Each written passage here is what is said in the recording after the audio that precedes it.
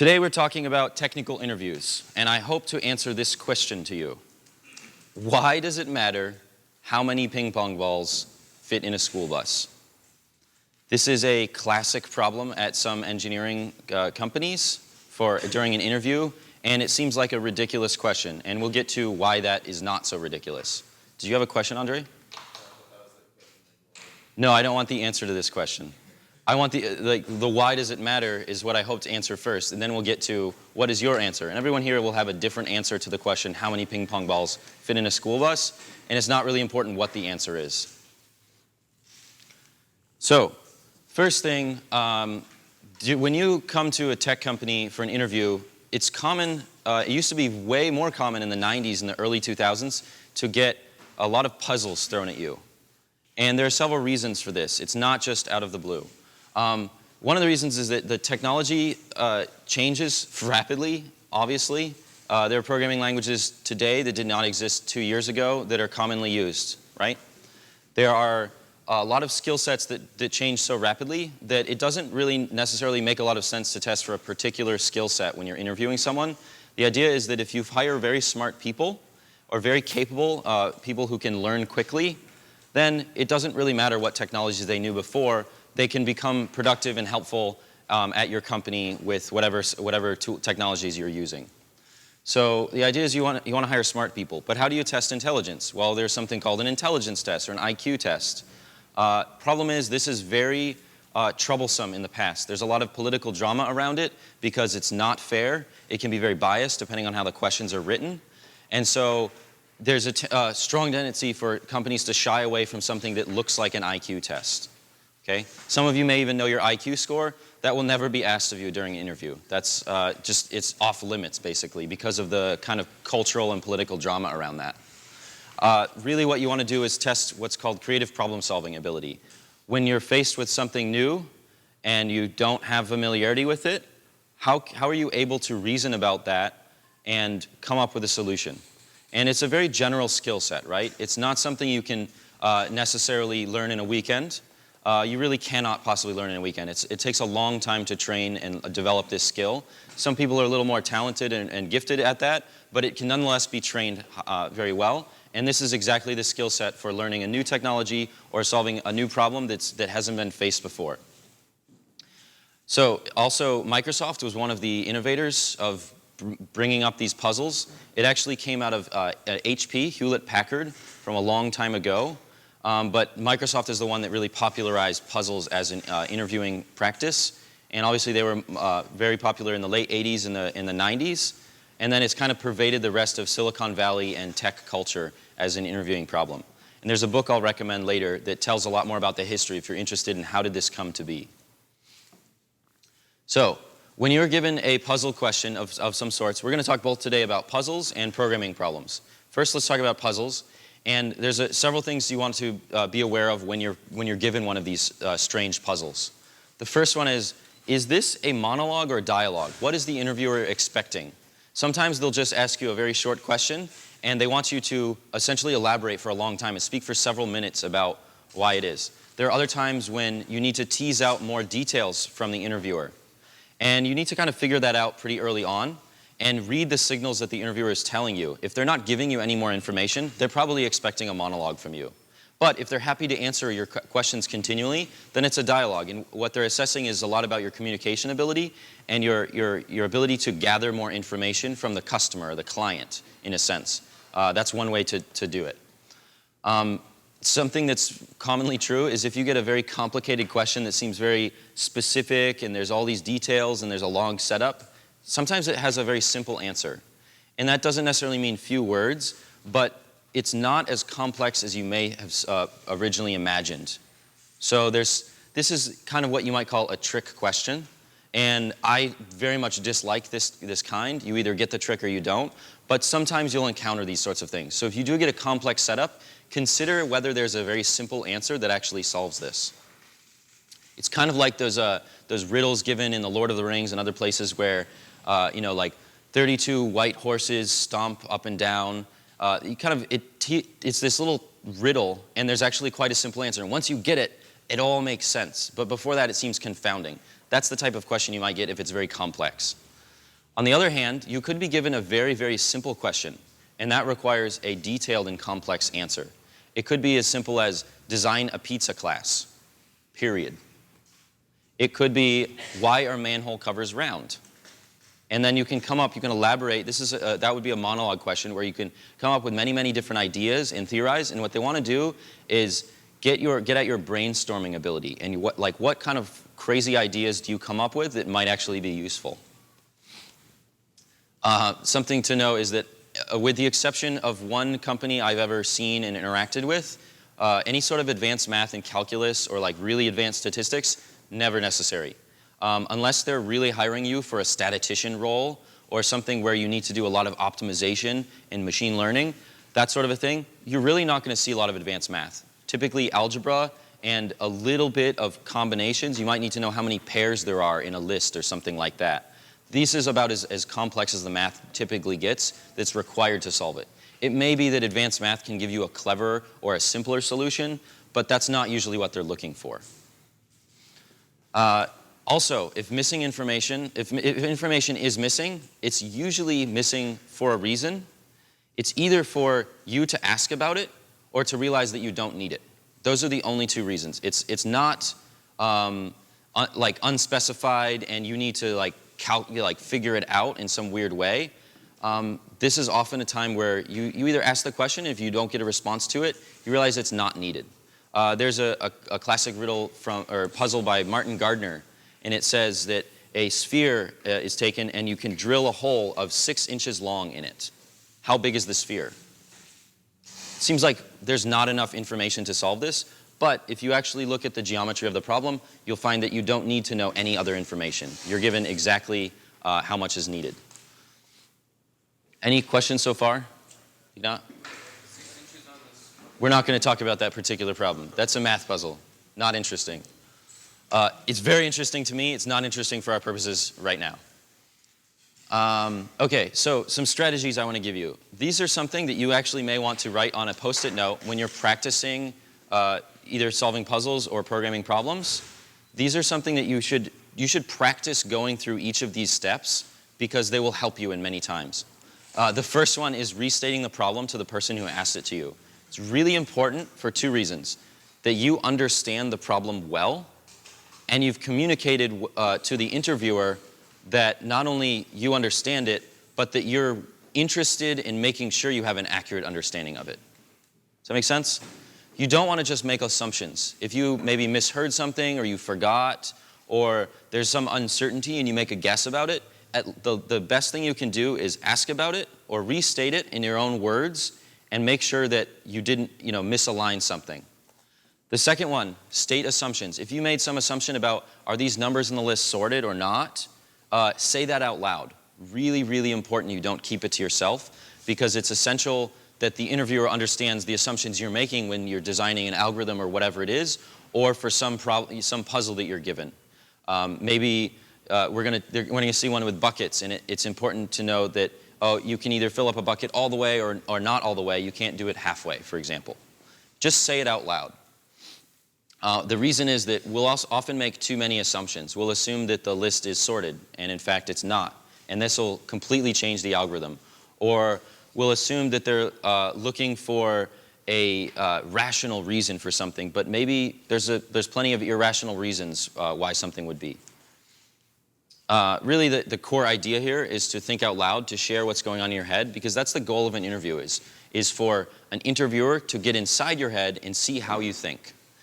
It's less often true that they want to know the answer you come up with, and more often that they want to know how you get there, right? Several of you have done the problem-solving assessment for Make School with Me. That's what I was getting at. It's not really important the answer you come to, but the process that took you there, right?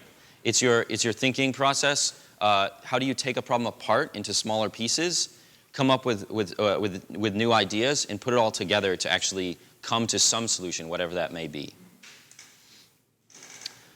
So if something is not working, whether it be a puzzle or programming problem, look really hard at what is making it not work. Is it that you don't have a data structure that you weren't allowed to use? Maybe it's that you can't figure out the size of a standard bus. Like let's actually look at some problems and we'll walk through some of these steps, okay? The first category is what I call absurd puzzles. I call them absurd because I don't really like them, and I think that they have, they seem like, why would this matter at all? How is this at all in any way relevant to the job I'm being interviewed for? There's a book over here titled How Would You Move Mount Fuji? And this is apparently one that came out of Microsoft that was asked quite a bit. And it seems like such a silly problem. Like, why would you ever consider moving a mountain around, right? But what this problem is getting at is, if you actually were tasked with a massive project, how would you go about splitting it up into smaller tasks and delegating and maybe estimating how long would it take to actually do this? Is this a feasible task in a year or a decade, or does it take a century? You know? Okay, well that's a clever interpretation of the problem. How would you move Mount Fuji to kind of look in a different direction? Many different solutions to this. It's like they're trying to get at, are you dividing this problem up into, are you actually thinking about it in the terms of like you're a VP of engineering and you have a product to ship in 2 years and it's going to touch millions of customers? Or are you thinking outside the box, like moving your perspective, right? Why are manhole covers round instead of square? Can we get some ideas for why this might be? I want a diversity of ideas from across the room. Alexis. You can pick it up and turn it and it won't go down. It won't fall into the sewer. That's, yes, a very good reason. Can you speak up? I can't hear. So that you don't stab yourself with the corners. Right, so you don't stab yourself with the corners, right? You could cause injury if it was square, right? Any other ideas? I mean, that's what now, that's the way. Because in order to make the hole, we need drill is square. We need a drill that's square? Oh, I see. Right, it's harder to drill a square hole than a circular one. I'll actually show to you a shape of constant width that can drill a square hole if you like. But it's complex. You could also say maybe it lets you pick it up and put it on the ground and roll it, right? That's a lot easier to move a heavy metal thing than if it was square. Right, it's an optimization thing. You want to make a big enough hole that a person can fit through it, right? But you want to use the least amount of material. So just like a bubble is spherical, a manhole that's round is optimizing that problem. So there's like many different good reasons for this, right? And it may be that the people who design manhole covers have taken into account 2 or 3 of these and not all of them. What's important is that you think about, there's got to be a reason for it, right? Just come up with something. If you draw blank for a long time, this is a bad sign. Even if you don't think your idea is very good, say it anyway. You don't want to be silent during an interview. Why are soda cans tapered to the top and bottom? There are many reasons for this, right? In fact, 100 years ago, maybe it was about 75 years ago, soda cans looked more like soup cans. They were relatively cylindrical, but now they're tapered. So there was some reason for that change, and it's up to you to come up with some of the reasons for that. Why do mirrors reverse right and left instead of up and down? This is Richard Feynman's favorite problem for undergraduate physics students. Think about it. There is a reason for it. If you could remove any of the 50 states in the US, which would it be? I think it's clear this is not a rational question, right? So this is one where it's intentionally asking you an unreasonable question to see how you react to that, and just come up, share your thoughts. Like, well, Florida doesn't really make sense. It's kind of sticking out too far. Maybe we'll chop it off and like make it nice and round. Like, so that's an aesthetic reason, right? Or it could be a cultural reason. It could be something political. There's many reasons why you might choose a state. This is clearly an irrational thing, and it has a subjective answer to it. And they're just trying to see how you react and what are your thoughts. Yes? We'll share it after, okay? So, there are also Masnini estimation puzzles. These were pretty classic at Google for a long time. They're less and less common, but you still might see them sometimes. The most classic one of all is how many ping pong balls fit in a school bus? Let's work on this together. Who would like to volunteer? Times 8, yeah. So you're estimating the volume of the bus, and now you have the diameter of a ping pong ball estimated. How do you combine them together? Don't worry about the numbers, just what's the concept? So you have the volume of a ping pong ball and the volume of the bus, and you just divide them out, and that's how many ping pong balls are going to fit, right? Okay, right, so that's one way to do it. A couple of good things. He mentioned an assumption made that we're going to take the seats out of the bus. He did not clarify what kind of bus this is. Is it, oh, school bus, okay. So we could assume an American school bus if we're in the United States, right? Estimated desk lengths, oh, that seems about right. And then estimate a length of the desk and multiply it out. So that's a good strategy for estimation ones is pick something that you can reason with and you can like visualize and then do the multiplication or whatever it is in order to extrapolate from there, right? So 9 desks times 2 feet, but that wasn't a nice round number, so he instead said 20 feet, right? This is a good approach in estimation problems is just come up with nice round numbers because it makes your life way easier, right? Maybe about 8 feet wide, 7 feet tall, based on the height of a human. That's pretty good. Most people are 5 feet or so. You could maybe guess that 6 feet is kind of the minimum height that a bus would be. So 6 or 7, anywhere in that range is totally reasonable. Guess the diameter of a ping pong ball. Happen to know the volume formula for a sphere. But if you didn't know that, there's several other ways you could do it. Hunter? Good point. So you may need to do an adjustment. Basically, if you divide the volume of the bus perfectly by the volume of the ping pong ball, that means an super optimal packing. That like there's no air in between all the ping pong balls, right? So that would be true if you're using the volume formula for a sphere. However, if you did not know or did not bother to Google the volume of a ping pong ball, what's another technique you could use? Suppose you know the diameter. Mike? Right. Again, a round number estimate. Kevin, were you going to say something? Right? What? Jimmy? The cube thing wouldn't work because the ping pong balls can actually slip into cubes. So it would be actually an Right, so now we have estimates kind of on both sides. If you use the perfect volume of a sphere formula, divide it out, that's like, there's no air. But if you use the cube technique, then there's lots of air around, right? What's a way you could correct for this? Take the average, yep. So how would you add that factor in? Do you mean like after you're done or at some point during the process? So like there's like some fudge factor at the end, right? Yeah. Okay. Hunter? So right, so basically estimating the volume of a sphere based on some unit circle stuff and cubes, right? That's the general idea. You don't have to know it exactly. So that estimate might be closer to a octahedron kind of a shape or something like that. Quickly? No one said they had to be spheres. As we've seen in the dorms, they could easily be turned into pancakes, fitted like slots. Sure. That's something you'd want to mention, and it's worth mentioning. It's bringing a little humor to the situation. Like, there's nothing wrong with. It's actually a good idea to bring humor to an interview like this to change the mood a little bit, and also show that you don't take it too seriously. I think it's reasonable to assume that they're spherical ping pong balls.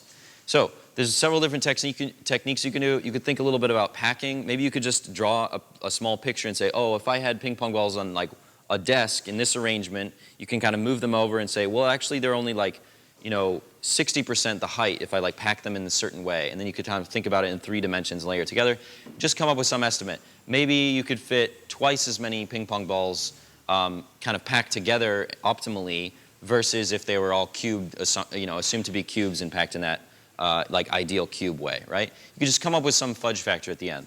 The point is this is an estimate problem, and like, can somebody tell me why this is even an important problem? Like, why would we waste our time estimating ping pong balls? Somebody.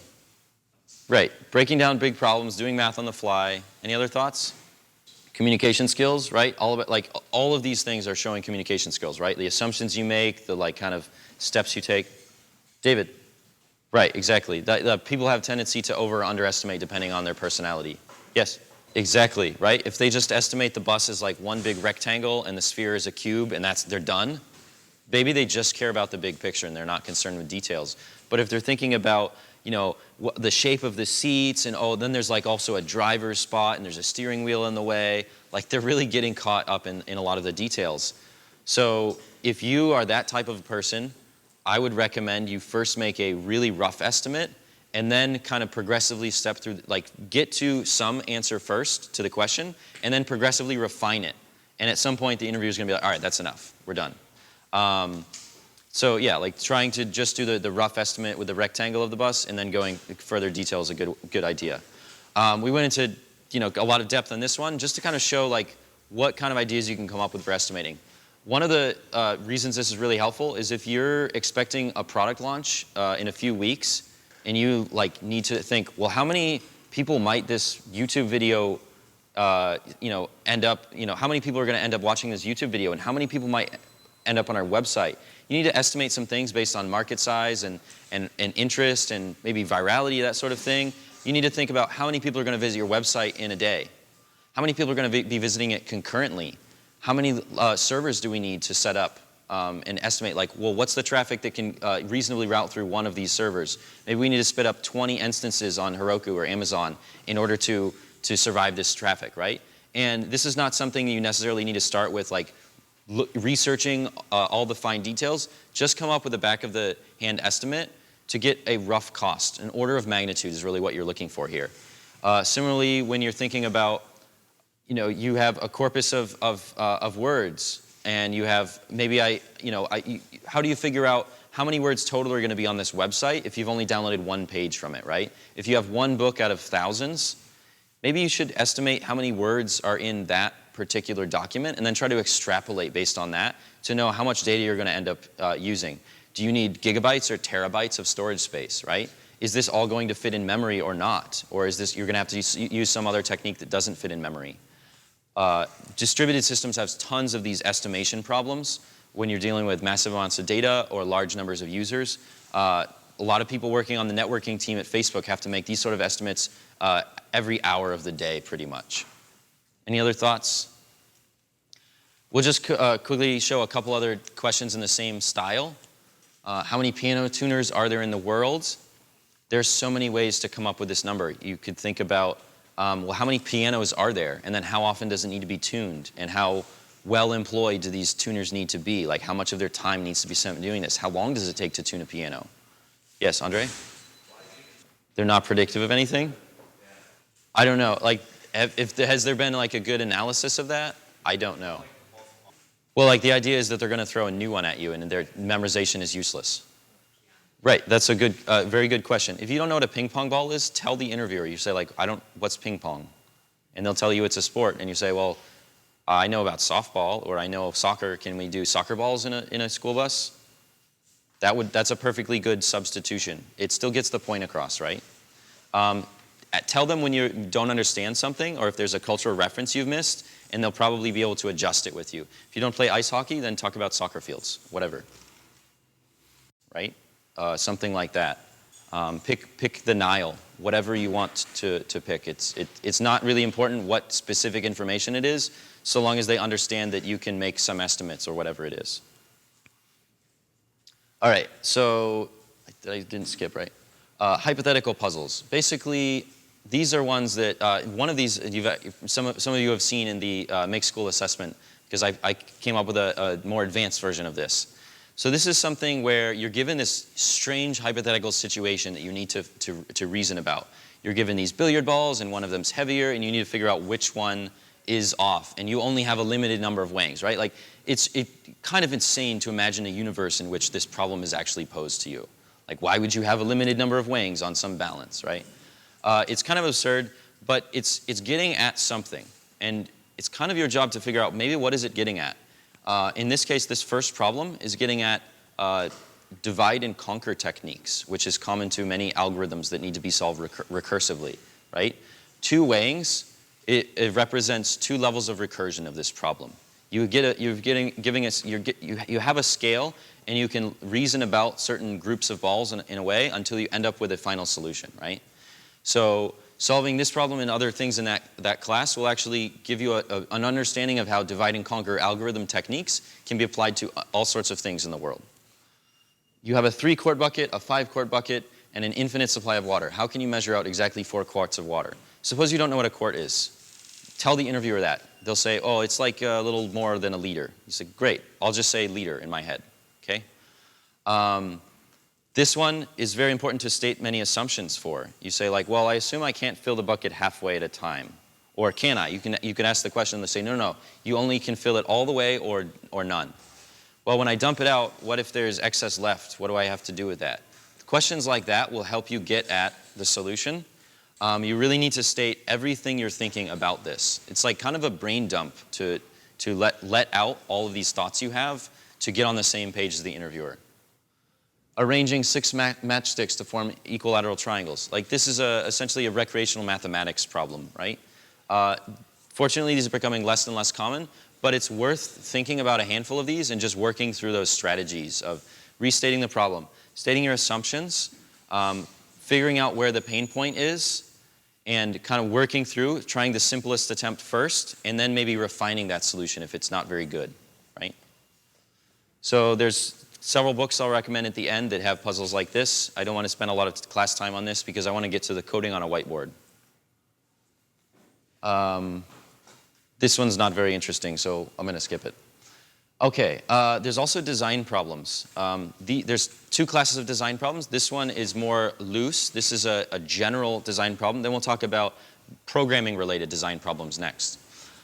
For example, if you were to design the controls for a DVD player and you didn't have a spec, how would you do it? So this is kind of getting in the realm of, if you're going to be a product manager, these are the sorts of tasks you need to do all the time. What is the user interface for an app going to look like, right? They could ask you a very similar question like that. Well, I have a photo sharing app that lets you share with groups of people. They were all at a location at the same time. What does that user interface look like, right? This is the same class of problem, and this is something you'll be faced with as a product manager or in a small team. The engineers will very often be pretty and fully involved with the design process. Designing a spice rack for a blind person. This is an interesting constraint, right? This is a real-world problem at some industrial design firms. And maybe you need to think about accessibility on a website. What if a blind or sight-impaired person visits your website? How is that going to affect their experience, right? And how can you design to make it accessible for that person? Because maybe there's more people in that demographic in your kind of user base, right? You need to think about that sort of a problem. Designing a pizza ordering API is a question that I asked at Twilio for people wanting to join the API team. This kind of gets at the concepts of, have you used many APIs? And have you internalized some of the concepts of how they are designed and the standards and the expectations that people have? This could be an API for a library that's in native code on your computer. This could be an API for a web service, like a REST routing API that we'll learn more about in the spring when we do Ruby on Rails. There are many different kind of variations of what an API is. And this is a short question, right? This is definitely a dialogue question where you're supposed to tease out more and more information from the interviewer. You're supposed to ask a lot of questions and then come up with some ideas. And then as you get some ambiguity or you have a choice or some missing information, you ask more questions to the interviewer. So this is definitely a conversation style question. And it's both for you to gather requirements and show what your kind of design intuition is. So a good question here would be, who's the customer? Are we the pizza shop, or are we designing a website for another pizza company? Is this a pizza ordering API that connects to many, many, many different pizza companies around in a location? Or is it like there's a standard menu that we can rely on? These are kind of early high-level questions you want to ask. Then as you get more and more detailed into it, you might have to ask questions like, well, is it possible for a topping to go on only half the pizza rather than the whole thing? This is going to affect how your API or your client library works when you're designing this. What does it look like? How do you add a topping to a pizza, right? Similarly, a web designer might take the same problem, but instead of an API, how do you design a pizza ordering website? What sort of interface does it look like? And this is a time to sketch on the whiteboard and come up with several different ideas. Maybe you start with 2 or 3 very different, very distinct ideas from the get-go, and then come up with some reasons why one might be preferred over the others, and then go deeper into that design before you get caught up in many details. And kind of that would be a bad case where you would demonstrate to the interviewer if you just go with one design, you're not really thinking about the big picture before you get stuck in one particular pattern. Testing ones. Testing a salt shaker. Well, like a bad idea would be dump it on your food, right? Because what if the cap is loose? This happened to me once with sugar. I tried to put it in a drink, I think it was a tea or something, and all the sugar came out, and my tea was ruined. So like, how do you test something that you don't want catastrophic things to happen, right? This is a real world problem. You can't test a production website or database. You'll ruin it if other people are using it at the same time. Testing an elevator, this is maybe going more into systems level programming.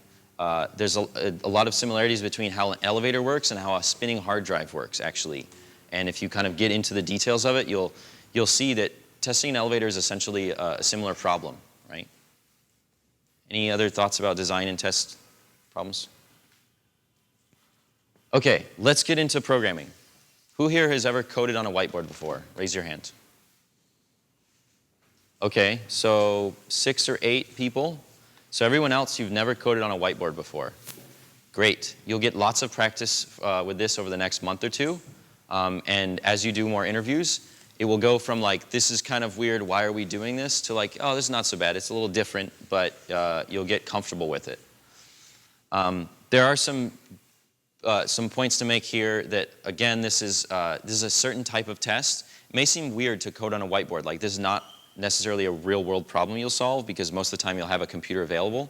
But what if you're either designing slides for a talk and you need to represent them very clearly and you don't have this whole IDE to deal with, or you're working with several different people that cannot crowd around one screen, right?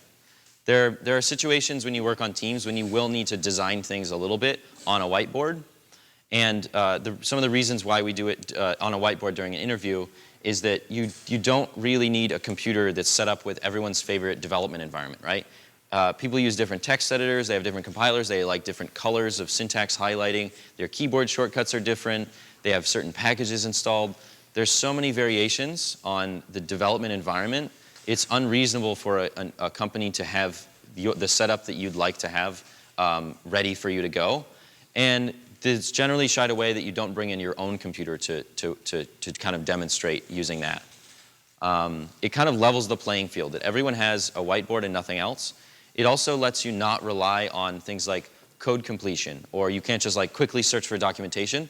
And even though in the real world you'll be able to search for docs anytime you want to figure something out and do all the code completion you like, to take that away shows how familiar is someone with a language, or how familiar are you with a particular style of programming without kind of starting with, taking some starter code and moving on from that. A big part here, again, is that you need to articulate your thoughts more clearly if you're coding on a whiteboard versus if you're able to just hammer it out in code and then show somebody what it looks like, an hour later as a commit or a pull request, right? It's a different style of communication that's really important for that collaboration when you're on a team. Again, this is like, the point is to test your programming skills and not like, can you build a real world application? Because you can't do that at all on a whiteboard. This is just kind of getting at the details of it, right? This is a complement, the other side of the game, from showing somebody a portfolio project that you've built yourself and you can show off all the features of it. You may be able to even pull up the code or send them your GitHub repo and they'll review it in their free time, right? This is showing a real world application and how you've built it, versus coding on a whiteboard is a combination of that idea and the puzzles. It's giving you a new novel situation and how can you reason about it. Any questions or thoughts? Yeah, Mike. A little bit on the average level of difficulty for a whiteboard coding problem. I assume that it can't be a pushover, but it also can't have a ridiculous amount of complexity with space requirements. Yes. So there's a theory that they should be, so the theory that I've heard is that programming problems should be easy enough that most people can solve them, and basically any qualified person for the job that you would consider hiring should be able to solve it. It should be hard enough to give people a little bit of a challenge, but not so hard that most people will fail. So kind of the idea is, if you give a super, super hard problem that only 5% of candidates will ever solve, it's like a sword in the stone, right? And the one person who is able to solve that and pull out the sword is now like the king, right? Or is you're hired, great, you solved this one problem. But that's totally unfair if this is a problem that circulates around the internet, right? And that person studied a lot on this crazy hard problem. Or they just happen to have a background. They did it in a previous company, or they did it in their academic research, or whatever it is, and they're really capable of that. And you don't want to hire based on the solution to one problem, right? That's not really indicative of someone's broad skill set. But on the other end, if you make all your problems so easy that anyone can figure them out, you're not really getting a lot of information on people. So the idea is that the interviewer wants to select a problem that roughly half will be able to solve and half won't, somewhere in the middle, right? That's what we call like a differentiating factor. It's something that shows the difference between candidates. You might actually be given a crazy hard problem. In that case, you're probably not expected to solve it completely. Just to make some progress or talk about your ideas on it. If you're given a really, really easy problem, it's probably because it's early on in the interview process, and they're trying to screen out people who are totally unqualified. And we'll see one very soon that's common in this. Okay, great. So some things to keep in mind, be aware of. Programming problems are almost always a dialogue. It's very rare for them to give you a problem and they just stay quiet and watch you code for a long time. You should be talking about it and asking questions and stating your assumptions as you go. And before you even start coding, there's a lot of conversation that should happen. Yeah, missing information, ask about it. If they told you there's a list of numbers, ask if it's sorted, or if you can make any assumptions about the range of the numbers, or these objects you're given, how large are they, what do they represent, do they have a comparison operator, or something like that. If they don't tell you the length of the list, you say, I'm assuming there are n items in this list, right? So you can at least talk about that. There are lots of missing information that you need to tease out. The interviewer is almost guaranteed to see many, many, many, many attempts at this problem. I'll show you some puzzles that I've seen over 100 candidates solve. And so I believe I know all 6 ways it could be solved, right? Every once in a while, I'm surprised. I gave the problem-solving assessment to over 60 students at Make School, and it was one of the last 5 that actually came up with a new solution to one of the problems, right? So occasionally does happen, but most of the time, there's well-beaten paths through it. So the interviewer is probably familiar with these and can understand how you're walking through. So to some degree, they may actually guide you a little bit. If you ask certain questions, they may be like, they may give you kind of a little wink or a nudge in some way with their communication that like, maybe that's not the right way to go. Right? So listen to what the feedback they give you as you state your assumptions and you say little things. Try to read their body language. Even if they're trying to keep it secret from you, they're probably going to reveal and leak out a little bit about, ooh, that's a bad idea, or like, oh, they're getting it, right? As you kind of make progress. So watch their eyes, watch their face, and kind of try to read into that. Almost all interview problems that I ask have multiple solutions. The idea is that there shouldn't just be one trick or one way to go to the end. The diversity of ways people think about it is a valuable thing to assess. And so don't be stuck on the idea that, oh, I'm not getting it because I'm not doing that one way, okay? If you can make some progress, you're probably on the right track in some sense. There may be different qualities of solutions. This one is very fast or a very slow algorithm, or this one uses a lot of memory versus this one it takes a lot of time, that sort of a thing. Or this one requires a database, and that doesn't require any other technologies, right? So there's different ways to do it, but nonetheless, there are several solutions.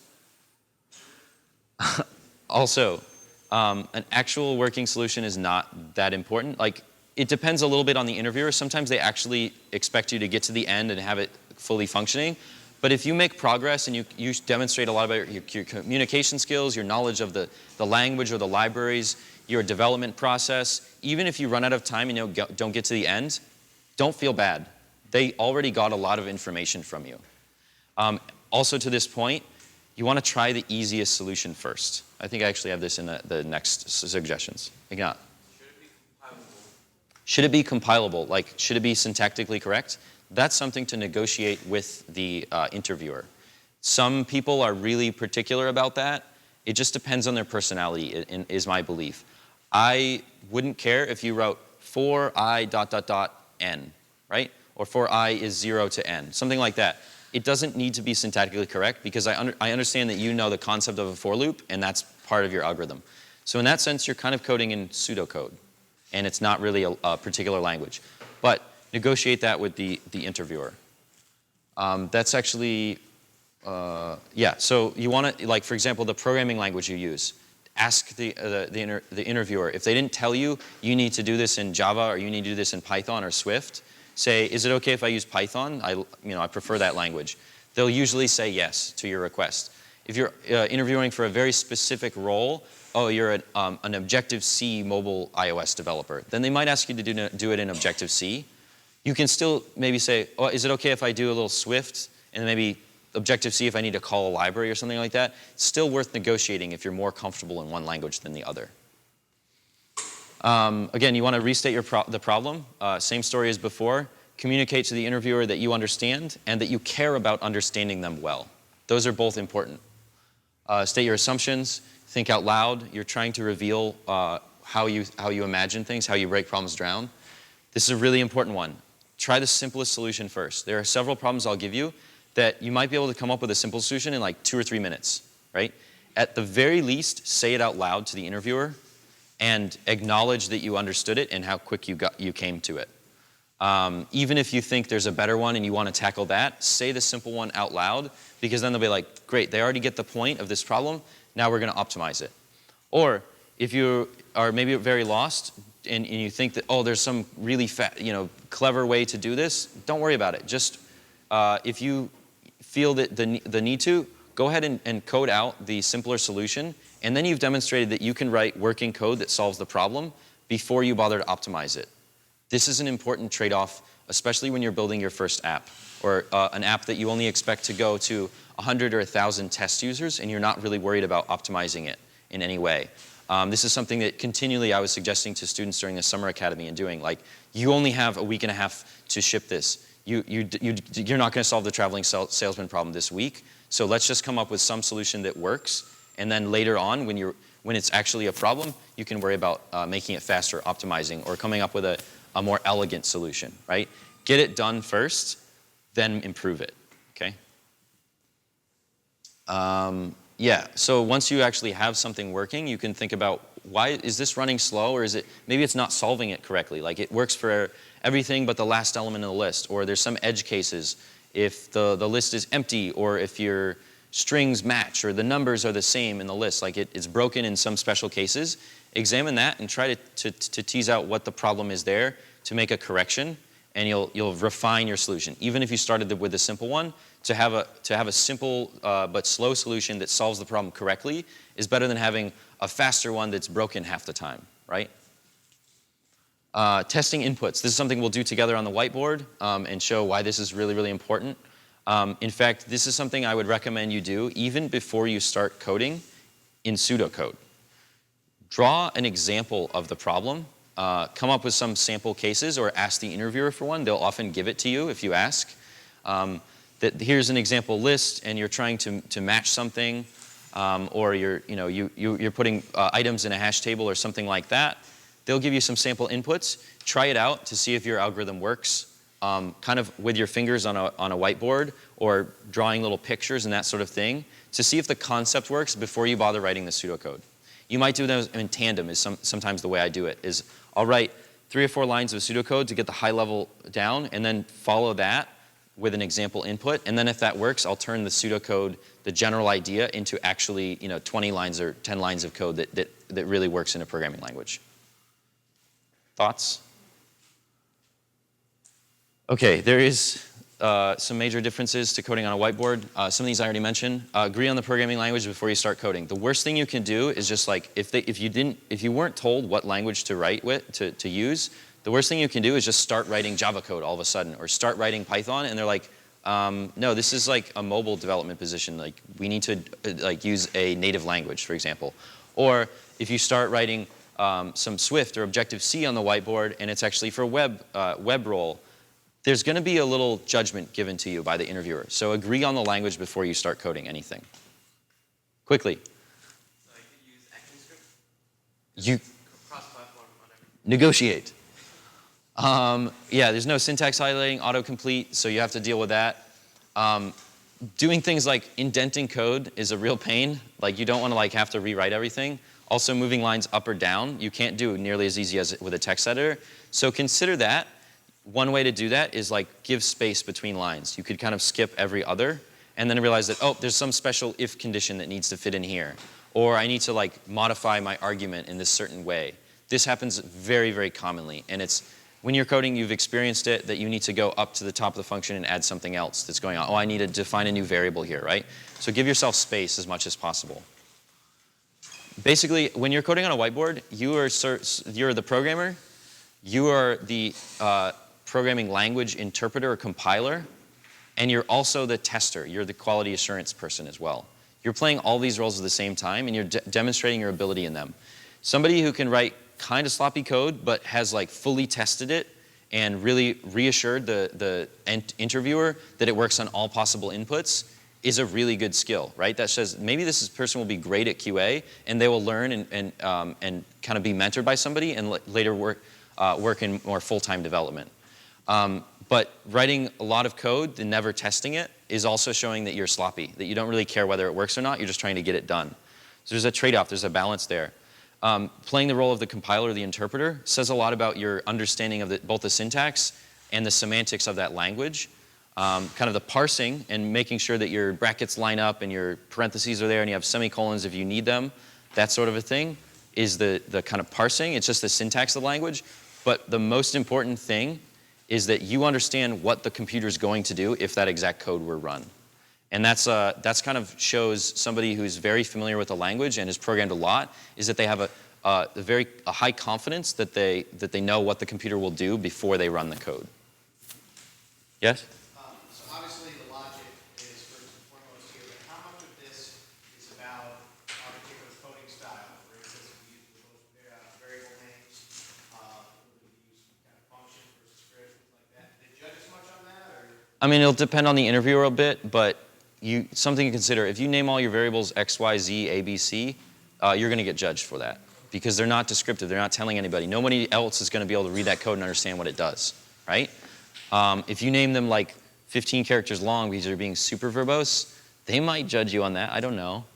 Depends the style of that particular company. Some companies actually believe that the code is the comments and that comments should only be used sparingly when it really explains what some confusing thing is happening. And they might like that you're doing really verbose variable names, but kind of think about it. Just write a comment histogram and then HG or whatever, right? Minified, is that the word you're looking for? Don't ever write minified code. Just don't do it. If you don't know what that is, so in JavaScript, all this code is coming through your browser and being executed in the browser scripting engine. And every byte that's sent across costs somebody some money somewhere, right? It also takes longer to load a page if the code is very long. So JavaScript is a language that can be written in nice readable format and then run through something that minifies it, and it makes all the variables A1, A2, A3, or whatever. You know, it comes up with really short names for them. And then that still renders just fine in your browser because they don't expect anybody to read that code. It's just going to be running. Don't ever write code in that style. I worked with somebody who did that, and nobody liked working with their code. It was terrible. Yeah, kind of take a balance. Do it in your own coding style, but you should also be improving your coding style throughout Make School, is getting code review from people, asking questions about, like, is this a good way to do it? Is this, like, ask something as simple as, like, is this a sensible variable name? Think about what it's going to be like for somebody else who doesn't know what's going on to read that. And if X is your solution, it's going to be confusing for somebody else. But if you say first bucket number, that says a lot about what that value means. It's like, oh, that's the first bucket I'm going to look for when I'm trying to, probe my hash map, right? Doing linear probing or whatever it is. Right. So the more you practice this when you're coding on a computer, the easier it will be on a whiteboard. Don't jump to compile and run your program right away and just see what the result is. Once you've changed your code, think about how is this going to affect it, run through it yourself, and be the programming language. Be that compiler that's actually stepping through and modifying things. The deeper understanding you have of that language, the better you'll be able to use debugging tools and understand what's going on there, and you'll be able to write code without worrying so much about, does this actually do what it's supposed to do? All right, let's start with a problem. This is one of the simplest coding problems that you might be given an interview problem. I was given this problem at Dropbox 5 years ago when I applied. So let's work through it together. So the problem is called FizzBuzz, and you're asked to write a program that prints the numbers from 1 to 100, but for multiples of 3, print the word buzz instead.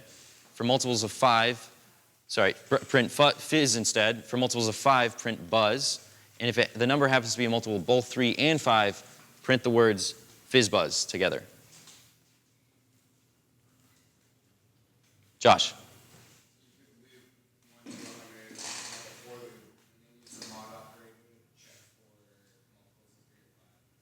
Right, so you're looping through using mod operator check for multiples of 3 and 5, right?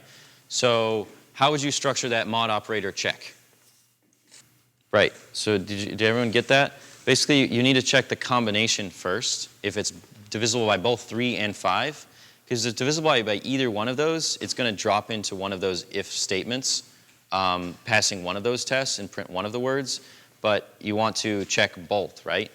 Depends how you structure. If you're doing if and if else, or just straight if statements, you're going to get different results. So it's really important to consider that when you're coding it. I'd suggest you all code this up. Like, it should take you a short amount of time. If you're not capable to write this, you're going to fail your interviews, I guarantee you. This is the lowest possible bar they could give you to jump over. So you should all write this problem today. Did you have something to say, Kelson? Someone else? Did I see a hand? Yeah, what's up? Got it. So that's a different technique. Instead of, the way that Isabella and Josh did it was actually printing out if some of these if statements passed. The other way is, that Ignat mentioned, was you have a string that accumulates values, that accumulates words throughout some if checks, right? So you have if 3, if 5, and you can concatenate these words fizz and buzz onto that string. And then at the end, you either print it out, or if that string was empty, you print the number, right? Is that the gist of what you were saying? Yeah, so that's a different technique. Try it multiple ways. You can even solve this problem with a dictionary or a hash map. That's another way to do it. Try it in different programming languages. This is something that you should be able to explain the solution to this in like 1 to 2 minutes or less, and actually code it up in less than 5 minutes. The more you practice something simple like this, the easier it'll be to get to those other ones, right? Do it on a computer first, then try it on a whiteboard. Maybe try the other way. Just do it on paper first and see how far you can get, and then type up your code and see if it does what you thought it was going to do. That's a really, really good exercise to see, do you understand how this programming language is actually doing every little thing? Any other thoughts on this problem? This is a problem that if you're not able to come up with a decent solution in 10 or 15 minutes, you're eliminated. This is a low bar problem. So you should be able, you should get good at something like this or on a similar complexity, right? However, there's more interesting problems, and I'd actually like to ask a volunteer to come up and solve one of these with me on a whiteboard, and I'll play the role of the interviewer, you can be the interviewee, and I'll do a little analysis for the class to see what's going well and what's not going well as we progress through these problems. So this particular problem I've given to, this is the one, yeah, I've given to probably 40 or 50 candidates at least. The next problem on this that we'll look at, I've given to over 100. This is really simple to state. It's a common thing that comes up over and over and over again. And if you've actually completed the TwitterBot project, something similar has already come up just like this.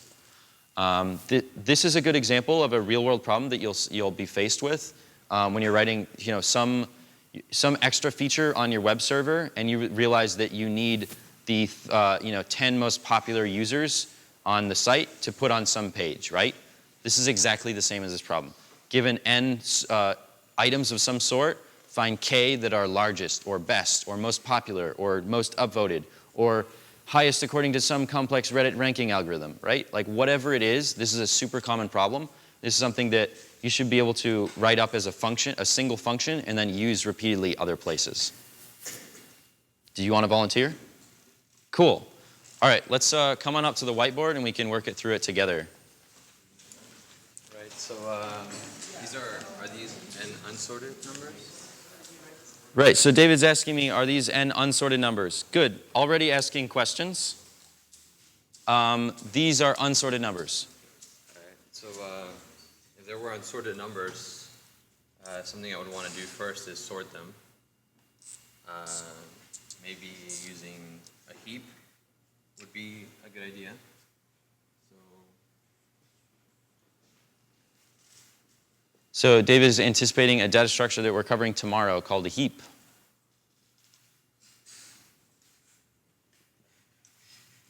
At this point, I'll pause for the benefit of the class and note that he's already started writing code and we haven't talked about what language to use. Right, I didn't.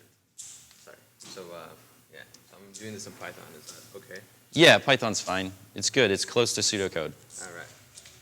Well, I won't implement the heap, but I would just insert into a heap. So I'll just declare here.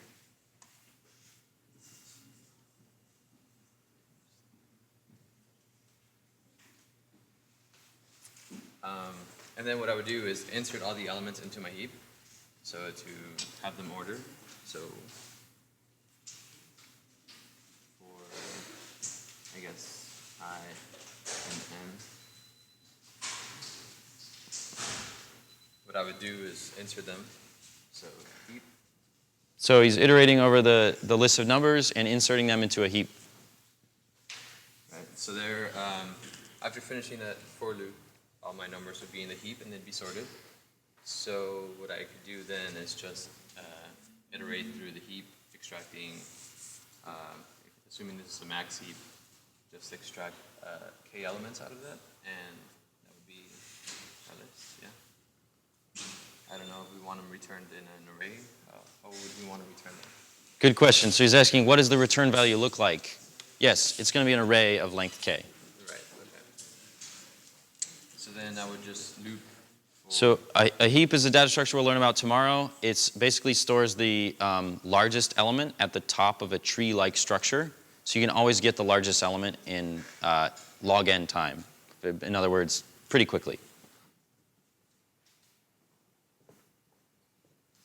Right up here, I'm just going to declare our return array.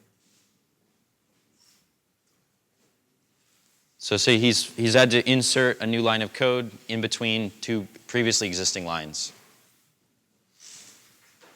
At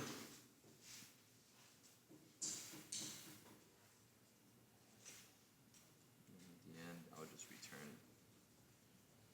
that array. All right, can you tell me at a high level what this does? Yeah, so Why it works? As a high level, what it's going to do is going to iterate through this unsorted list and put them in a max heap, which will already store them in a list from maximum to minimum.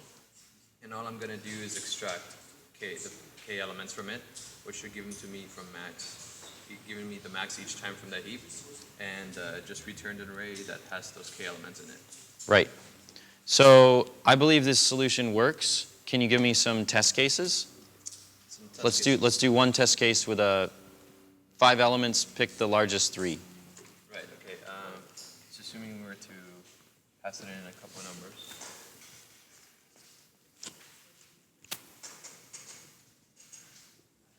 Right. So we'll insert that array, and what it'll do is create our max heap from it, so that, I guess at a high level, would store our numbers in this manner. And let's say our k was maybe 3. So so first we'll iterate through all the numbers and store them into our max heap, and our max heap will end up looking somewhat like that. And then we're going to iterate through that heap, extracting 3 elements from it. So we would end up appending them to an array. So this would be our new array. We would be extracting from our max heap, and then just iterate k times. So then we would get 7, 6, and 5, and then return that array. Okay. To what level of detail did you just run through your code? It was at a, I'm not sure, but the question is this, it was a very high level. Right. It's kind of like a conceptual run through, not like line by line, right? So that's something to consider. When you're running through test cases, oftentimes you want to go line by line, especially when there's interesting code happening, right? Okay. Conceptually, this is a good solution. It works if you wrote the code to do this. Are there any problems with this, David? How confident are you that this would work correctly if you typed exactly this into a Python? I guess I'd have to make sure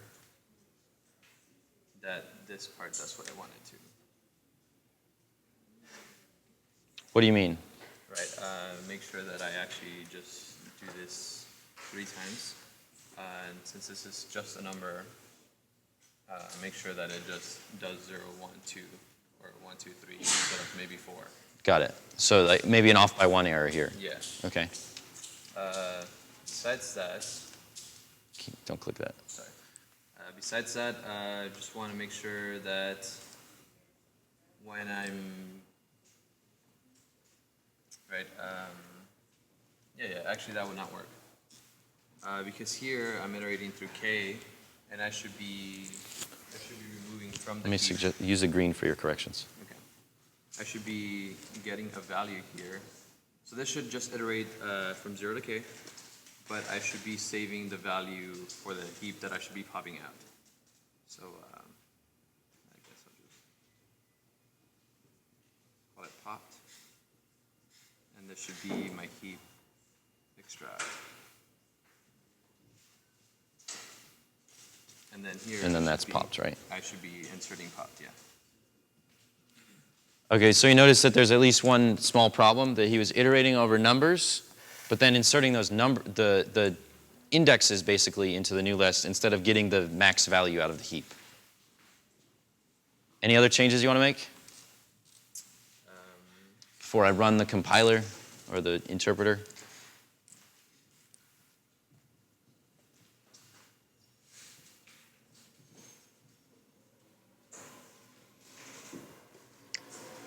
I don't think so.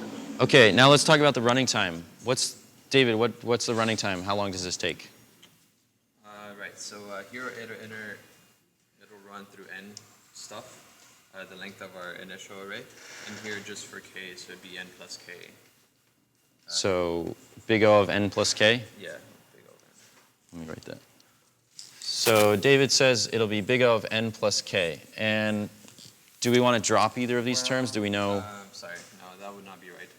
That would be n, and then times the number, times whatever it takes to enter it, which would be log n. Right. Good correction. Yeah, so it'd be n times log n plus k. Okay. So n plus k. So he noticed that actually the heap.insert method takes log n time to run, and there's n instances of it running, right? Because we iterate over the n elements. So this first for loop takes n log n time. What about this? That's, it's plus k times log n that it takes to extract. Right. Plus k times log n.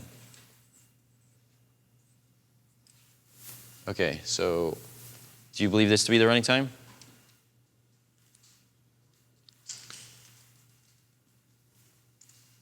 No, extract is, it should just be plus k. Plus k. Because extract takes constant time?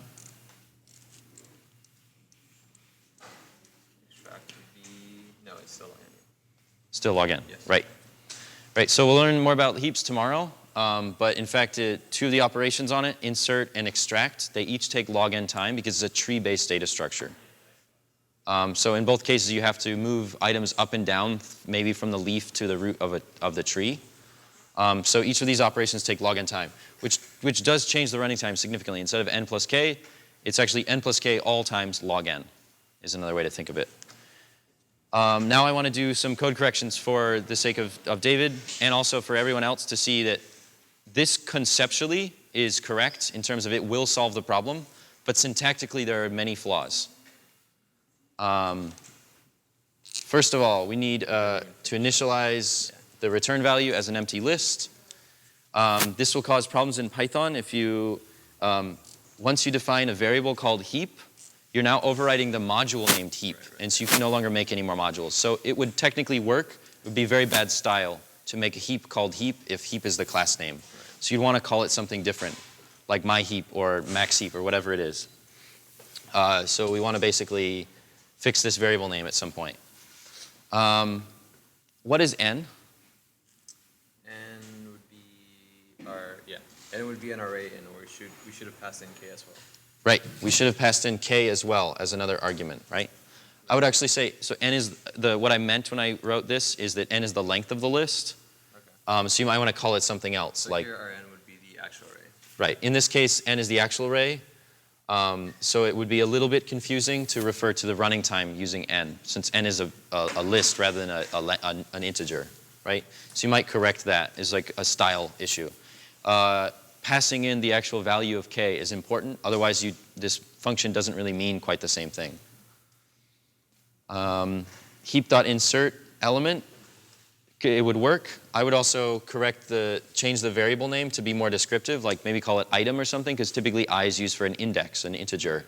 In this case, it happens to be an integer, but do we know maybe their floating points are allowed in this list? Maybe objects that somehow have some sort of comparison assigned to them. If you implemented your objects in a certain way, this code would work just fine no matter what type of things are in the list. And then the second for loop for x and k. So k is an integer. Right. For x and k, what does that do? Yeah, I should have iterated through some elements, so that would have. So how can we improve this? How can we make, this actually won't run. Yeah, it should be from x from 0 to k. Right, for x in basically 0 up to k, right? In Python, how do we do that? Range, right? So we could do here range and give k as the argument. It would go from 0 up to k minus 1, which is exactly what we want. We want k iterations of this loop. So correcting this, k to be range would work. X, it's an acceptable variable name since it's a throwaway. You don't actually need that number at any point. Popped equals heap.extract, that would work. In return value, insert popped, and then return. This would all work, right? So we're close, but missing k, initializing the list, and the range would make it not run at all. And then the other things are more style concerns, right? This would work, running time n log n plus k log n. Can we do better? What's your gut say? I like to ask this question to candidates of, don't think too hard, just what's your gut say? Is this the fastest or could it be better? I'd say yes. I would say yes. Your gut says yes, it could be faster? No. Or yes, it's the fastest? Yes, it's the fastest. Okay, he believes it's the fastest. There are many, many solutions to this problem. This is not the fastest, but it is perfectly good, workable solution, easy to understand code, and I would accept this pull request if we were trying to ship our product next week. Thank you very much, David, for volunteering.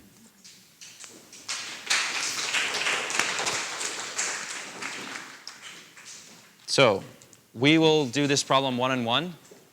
This is one of my favorites because there are so many different solutions to this, ways to analyze it. So you've just seen one solution. You'll come up with your own, and we'll talk about that. I don't want to have everyone try this in front of the room because it'll spoil it. This is a working heap solution. There are other heap solutions. There are other list solutions. There are other data structures you can use. There are other plain Jane just make it work solutions that don't require any fancy data structures. Right? And again, this is a common thing that you'll see. What are the top 20 things on this page, right, for some definition of top? The next problem I just want to show quickly, where did my clicker go? This problem I've given to probably 100 candidates. If you have a list of n positive integers, design an algorithm that will find if there exists a pair in the list that add up to a fixed sum s. Would anyone like to volunteer for this? Hunter. Johnny, do you have a language preference? I'll take any scripting language you know. All right. Would you accept JavaScript? JavaScript? Yeah, we can use JavaScript. All right.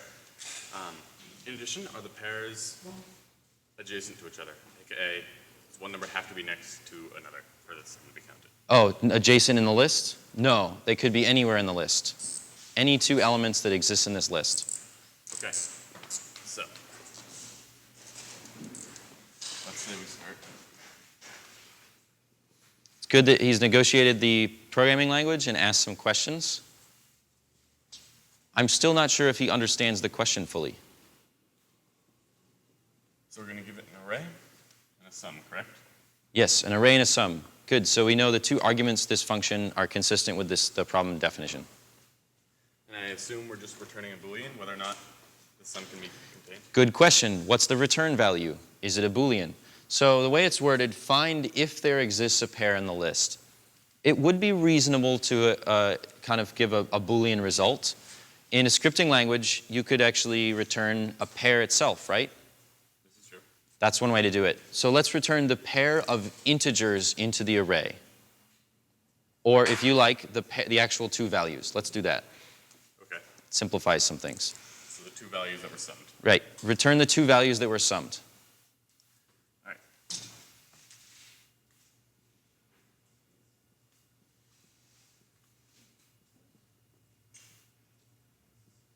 Start with a hash table. Go through every value. So he's created a hash, much like a Python dictionary. In JavaScript, you can do this. It's got a for loop that's iterating with index I over the input array.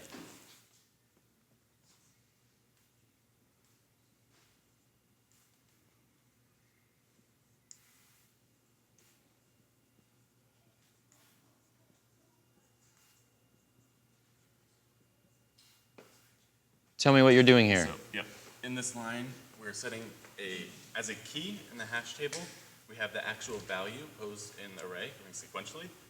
And as the value, we have the index. Great. So you're kind of reversing the keys and the values in some sense. Yes. Since a standard array, you give it an index and you get a value back, he's made a hash that you give it the value as the key and you get the index into that array that it came from.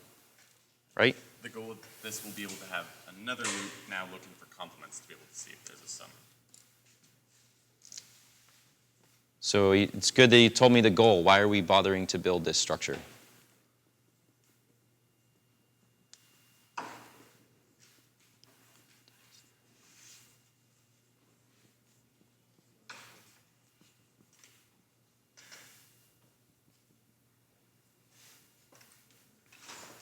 Another for loop. Yes.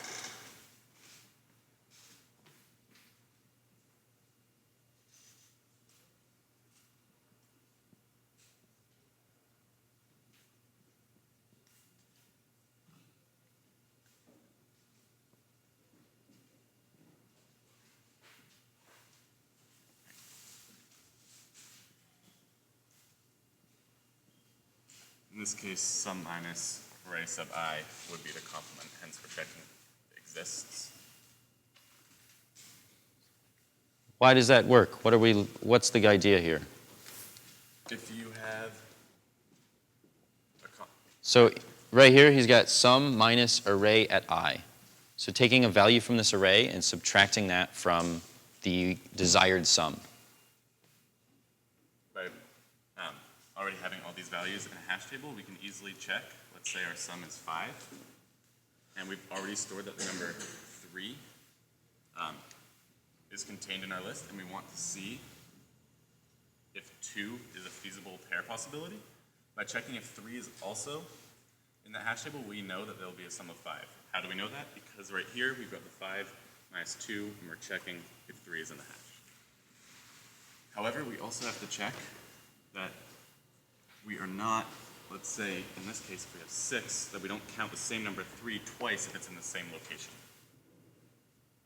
So if this is true, we can return, I'm assuming an array of our two values is fine.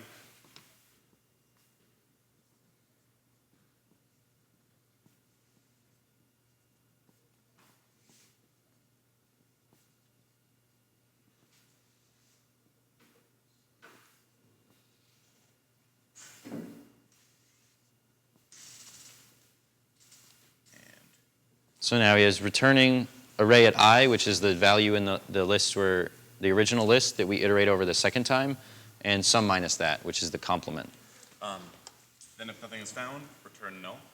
And just as a side note, because of the line spacing, normally I would have stored these in variables so that we don't have to do all the operations twice, but to conserve line space of that condensed. Got it. So if you were to change that, how would the line space, what would, or is there anything else you'd have to change here? I would probably store the value in the complement in variables here. Okay. Would that affect the syntax in any way? Yes, I would need curly brace here, curly brace here. Right. So because there's a value that's computed twice for the subtraction, if you wanted to optimize it a little bit, you could store that in a variable here, but it means you would need curly braces around the contents of the for loop's body, right? The variable element, the if, and the if statement here, the return, because of the way that JavaScript indentation works. So does this work? Would you like me to go through a test case? Yes, test case, Can I please. change color? Yes, go for it. Do you have a preference? Nope. Or will this work? That's too bright. Try a different one. Alright, blue. So let's say we give it the array 1, 3, 4, and our sum, let's say, is 5. And we'll do it twice. We'll also do it once with, again, 1, 3, 4, but this time with 10. That way we have a case that Right. returns a pair and a case that does not. So you come up with test cases. They're both positive and negative, one that will work and one that should not work. All right. So at this point in time, we go through every value starting at I sub 0, which is going to go to 1, increased by 1, 3, increased by 1, 4. Therefore, our hash at the end of this, because this will be 1, 3, 4, and this 0, 1, 2, will be something like this. So he's showing what this hash structure looks like after the first for loop. This is a really good point here, is that like if you're building some other data structure, show exactly what that looks like with your test case. Really important to be able to have a visual of it so you can reason about it with the interviewer. Over here, we're going to do the same thing.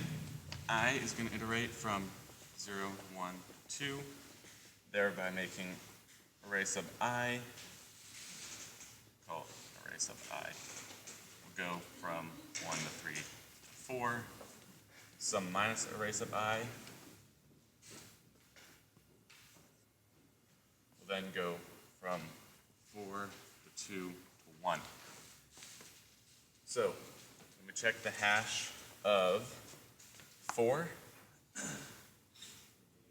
we're going to get the correct value, a positive match. It is 2. So that means this is true, so we're going to end up returning 4 here and array sub I, which is 1, which is a correct match. Adds up to 5. Right, so it actually returns a value on the first pass of this second for loop, right? Yes. Because we looked for the complement, and the complement was there. We started looking with 1, and we said, oh yeah, 4 is actually in this hash. And then the if check succeeded because the index that we're iterating over is not equal to the index of the 4 in the original list, right? This was this extra little check here in the if statement was to make sure we're not adding 3 and 3, the same element, to itself if the sum is 6 that we're looking for. What if 3 and 3 is okay? Do you consider, so would you consider that if we gave it an input of simply just 1 and asked if a sum was 1, would you consider that there's a pair adding to 1? Probably means sum of 2, right? Sorry, 2? Right. So this is a thing to clarify in the contract of this algorithm. What should it do? If you have a single element and the sum is twice that, does that count? Or if there were 2 different ones in that list, does that count? Those are things to negotiate with the interviewer. It's not really important what the answer to the question is, as long as your code is consistent with those answers you get, and more importantly, you ask those questions. You consider those cases. Make it work first, and then consider edge cases like that. Well, maybe the list is too short, or maybe it only has 1 element and your sum adds up in a certain way, or maybe there's duplicates in there. Those sort of kind of edge cases are important to consider. The syntax looks solid. For style, a lot of production code should have curly braces regardless of whether it works without. This is a thing we'll talk about later when we talk more about architecture, but like if somebody added a new line here, it would completely change the logic of whether this if statement is inside the for loop or not. It's better to just set up things now so that there's less work to make it if modifications need to happen in the future. So it's a minor style thing. Also the question of what happens if you don't find anything, what do you return? That's something to negotiate with the interviewer. maybe you want to have an empty array with no elements in it, and then the whoever's calling this function needs to check the length of that rather than if it's equal to null versus an array, right? These are just little minor things to clarify and to make this function more complete so that it would be ready to submit to a production code base and be documented correctly in line with what the intent was. And it's something, this is really the same problem of like, if you have this problem and you want to talk with your teammates about like, well, what's the right return value in this case? Like, what's going to not break things? What's more reasonable in this language or in this framework as a default return value or something like that? Overall, code looks good. I believe it works as tested, as expected, and it captures the case where you have one element and it doesn't sum to itself, and it works correctly if there are duplicates in this list at different indices. That would work, which is a perfectly reasonable interpretation of this problem. Running time? I would say best and worst is both O and, because we have to prep the list regardless, meaning our first lookup might actually return a value, but we've already run an ON operation. So this building the hash takes what time? ON. ON guaranteed, right? Yes. So another way you could do it is theta n. Guaranteed it's going to take n running time. What about this second for loop? Worst case, ON. Best case, O1. Right. So it could be anywhere from 1 to n runs of this list. So O of n for the second thing, which makes the total running time O of n. Actually theta of n. Worst case, in all cases, it's going to take linear time. This is one viable solution to this. There are many, many, many others. This is going to be another one that we'll practice together, and we'll work up to more interesting, challenging ones that there are different data structures you could use to optimize this. This uses a language built in. The interviewer might ask you, well, what's this hash and why do you want to use it? And you have to kind of make an argument for why this is a good data structure to use. Hunter happened to have said that this loop takes ON time. So there's an assumption made that this assignment takes constant time, right? And maybe I'd have you justify that. Well, why is that true? How is this hash implemented in JavaScript? You don't necessarily need to know, but the more you can share, the better. For example, if it was in Python and I said, well, how is this dictionary implemented? And you knew a little bit about how dictionaries worked, and then you said, oh, I actually implemented my own hash table at some point, and swapped that out and did some performance analysis to compare it to the Python dictionary. That's a really good thing to just mention off the bat. So you're like, yeah, I understand what's going on under the hood there and why the running time is the way it is. That's helping to justify that this is a good, viable solution with good running time. Overall, well done. Thanks.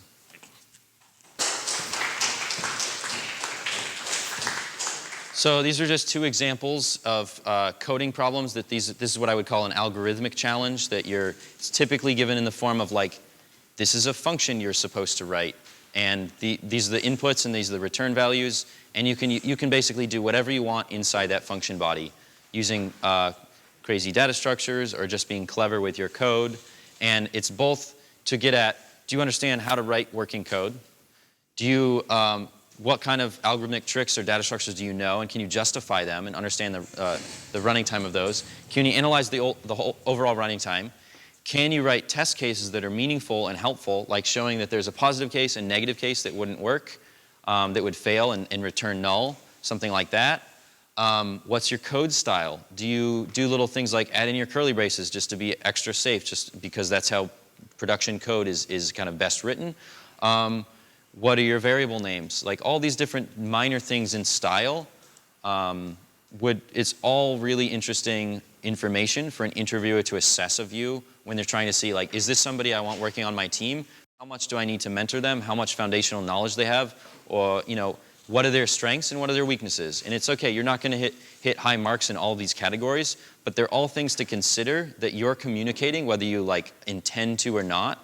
Your variable names will communicate something to the interviewer as you're coding on the whiteboard. This solution, it didn't run to the case that's supposed to fail. I think it'll return on the first iteration as well, because if you get hash 9 for the second thing, it'll return It's also a 4. yeah, no, so say hash 10, so hash 10 minus 1. 10 minus 1, hash at 9. Yeah, hash 9 will probably return null. Null does not equal 1, and it'll return array 1. This is a good point. I did not catch that. what Ignat found out is that if you look for a value that's not in the hash, it's probably going to return some sort of null-like value in JavaScript, and null is probably not equal to I, which in this case is 1. JavaScript semantics are really weird, but it's very likely that this is actually going to be a true statement that null is not equal to 1, and it's going to return something even though it's an invalid test case, right? So actually running through that second test case would have been valuable for Hunter and I to do together. I was trying to make sure to keep conscious of everyone's time, but yeah, that's a good point. This code might be accepted if there were no test cases written for it in a code base, which is kind of bad style. But if you're at a company that requires test-driven development, or at least unit tests before the code goes to production, this should be caught if the test cases are written effectively, right?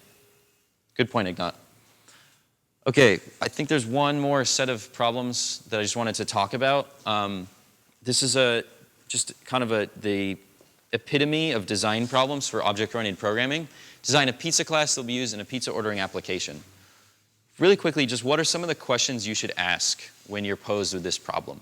Let's get a show of hands. Everybody's got a bunch of different questions. Let's get some hands up. Andre, sorry. Say it again. What are the functions that I should define in this class, right? What else? David. Are we extending anything? Is this a subclass of a parent class?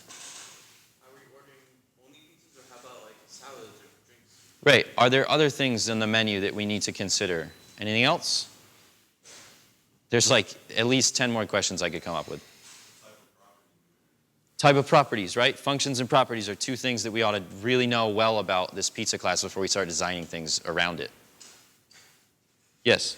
Where is the user located? How far away is it? Users for delivery, right? That may be outside the scope of a pizza class, but it's up to you whether it's worth asking. Right. But this is a design a pizza class problem. The context is we have a pizza ordering application, right? Multiple pizza sizes, right? What do people put on pizzas? Toppings, right? What do we know about the toppings? Nothing. There's a lot of questions there about toppings. Is it a fixed list of things? Do they come all from one pizza restaurant, or are there like different restaurants that this all works with that we need to like read some data elsewhere, and that's essentially a variable? Or is it a bunch of constants defined somewhere about what toppings are available? Do toppings cover the whole pizza or half the pizza? Is there a limit to the number of toppings? Like, there's so many questions to ask here, and you probably want to ask at least 3, 4, 5 of these before you get started. Particularly things like properties and methods. Those are like really important to kind of get out. Superclasses, are we integrating with something else? Get those questions out and then start writing things, and then you realize, oh, I want like a toppings variable. What kind of thing is this? Is it a list or a hash table, or like what kind of data structures you're using to store these? And then once you think about, well, maybe toppings go on half the pizza, not the other, you need to split this variable up into like left side, right side toppings. Or you do it another way, a list of toppings that have a tuple, a left and right topping, or whatever it is, like, or special types. Or a topping is a whole other class that you define, and it has a variable that says left, right, or both, something like that. There's so many different ways you can spiral out into complexity here, and this is a negotiation dialogue design problem relating to code. It's not about user interfaces necessarily or APIs, but it relates to code and how you would structure this class. This is a classic problem that you see as the first week at a new company when you're adding a new feature on. You're going to define a new model in your Rails application. You're going to find a new class in the iOS thing. Like, you're going to be building new stuff all the time if you're given a project that's beyond the scope of a bug fix, which you should get in your first or second week. Another one, how would you design a virtual bookshelf and the books that are stored in it? Well, it's similar kind of context, but maybe it's more well-defined that there's some structures and there's organization going on here, right? You don't need to worry about sorting pizzas necessarily, but like books go in a specific order in some sort of system, right? You need to ask about cataloging. Do they need to implement comparison operators or some sort of function to define where they go in the booking system? Are we using Dewey Decimal System? Like, all sorts of different ways to do this. Yes. Or is it a haphazard bookshelf where you're supposed to randomly and in the search bar, when you type it in, books come out of the bookshelf? Right. Yeah, is this a graphically intensive thing? Is it like iBooks on iOS where like they're just basically in the order that you bought them and that sort of thing? Can the user drag them around and rearrange? Do they have like a size property? Like tons of questions about all of this. These are for you to tease out. These are just examples. I think, yeah, last thing we want to say is that these are some core data structures. The reason why we front-loaded these in the program of last week, this week, and maybe, yeah, we've covered basically all of these as of tomorrow. We will have covered. These are things that come up super commonly in interview questions, and it's because to some degree, it's things that you ought to be familiar with to code any useful application that deals with more than a handful of a small set of data. Things like lists, queues, and stacks are super, super, super common in anything you need to code. Heaps and hash tables are also quite common. We already saw the two problems I gave here, one, a heap solution to one, a hash table solution to the other. There are plenty of lists and queue solutions to these as well. Binary trees are often, they're actually less common in industry coding in my experience, but they're very common at interviews. We talked about binary search trees yesterday. There are other kinds of trees as well. So you might be given a problem that's not necessarily a search tree. Tomorrow we'll cover heaps, which are a type of a tree with a different sorting property in them. You might be given a problem about a ternary tree. What if your tree had 3 children instead of 2? How does that affect it? Tree traversals are really common. I had a friend who interviewed at Uber last year, and they gave him a tree traversal problem in the first in-person interview for an engineering role. It was something about if you're given like the pre-order traversal of a tree, some list, check if it actually represents the pre-order traversal of some sort of valid binary search tree. That was the problem given to him. And we talked about it for over a half an hour before we came up with any viable solution. And then we had to work on different techniques to get it better and better. The more problems like this that you study, you realize that some of them, it's like, here's a tree. You do something with it. Other ones, like the 2 that I gave here, you're just given a list, and different solutions you come up with will be faster or slower depending on the data structures you use. You might also find the more that you code that there's a trade-off, that the more code you write in terms of the algorithmic complexity, the simpler the data structures you're using. Or if you come up with a bit more clever or custom-suited data structure that you're using in the code in your algorithm, the actual code complexity shrinks a lot. Notice that David's solution was essentially just 2 for loops with like a single line inside of it because he's using a heap. It was a specialized data structure that managed to solve that problem. The code itself was very, very simple, assuming you know how a heap works, and that's a good implementation of it, right? So there's a trade-off like that, something to consider. Just the other day, I was working with someone about removing one string from another string. I think using the strip method in Python, right? You should be able to implement that method yourself. This is a really good interview challenge. It's string processing. This comes up pretty frequently as well. You should be able to write your own strip method that works on 2 arbitrary strings, given a long one, take a small one out of it, wherever it exists. Maybe it's the beginning, maybe it's the end, maybe it's all instances of it. This is a classic problem that's very well scoped, well defined, and ought to take you somewhere between 5 and 10 lines of code to solve. And the more things like this, little things you practice, the better. So every time you look up a new library function, you're like, wow, that's really useful and clever. It's not only used for your application, consider how it would be implemented. Even if you just take 30 seconds to stop and think, how would I write this function? That's going to be really, really useful practice for you. The more you do that, the easier problems like this will become more and more. And these are not only things that come up at interviews, but stuff you're going to have to implement.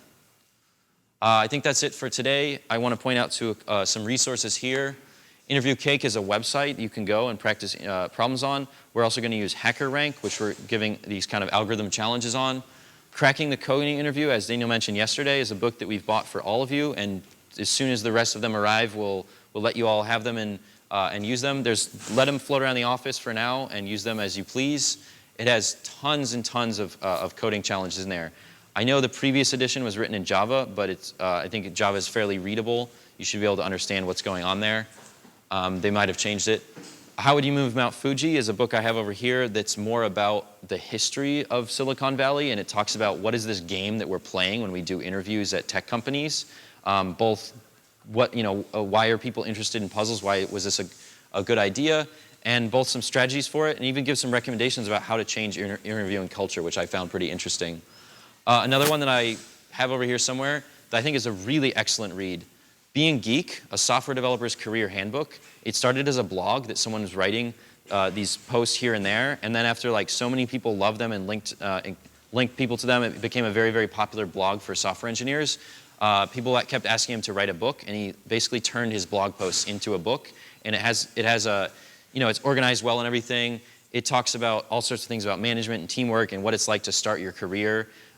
Different stages of your career, different parts of this book will be valuable. So I think it's a really good read. There's one copy here. Please feel free to take a look at it, but don't take any books out of the office unless it's your copy of Cracking the Coding Interview without asking me or Daniel first, and just kind of checking it out with us so we know where it is. Otherwise, feel free to use it in the office and then put it back on the bookshelf when you're done. Are there any questions? Thoughts, comments, feelings? Who's afraid? Who's like ready to go? Tyler? Yeah, you ready? Ready for interviews? Sweet. So we're going to start mock interviews next week. I'm going to set up a calendaring system that I'll email out to everyone and probably give a Slack link if that's feasible, so that you can schedule. The first round will be non-technical interviews with mostly our non-technical staff. And then the second and third and maybe even fourth round, if we get there, will be technical interviews to practice things like this, among other things. So by today, you should have your resume ready. If it's not done yet, get it done over the weekend. Really, really important you have a resume to start reviewing with people next week. I think this afternoon, Dan Morse has scheduled some time for you all to give feedback on each other, so that's a good opportunity. Have it ready by 3 o'clock so you can do that. And start looking through these problems. If you just want to work on the Twitterbot project or the Trees project or whatever it is, that's fine during like kind of the unstructured hours. But during the activity hours like Thursday afternoon, when Dan Morse is here, please participate in all of those. It's really, really valuable to do behavioral interviewing and resume feedback stuff. And again, I'm happy to answer any sort of questions. And then next week we'll start the interviews.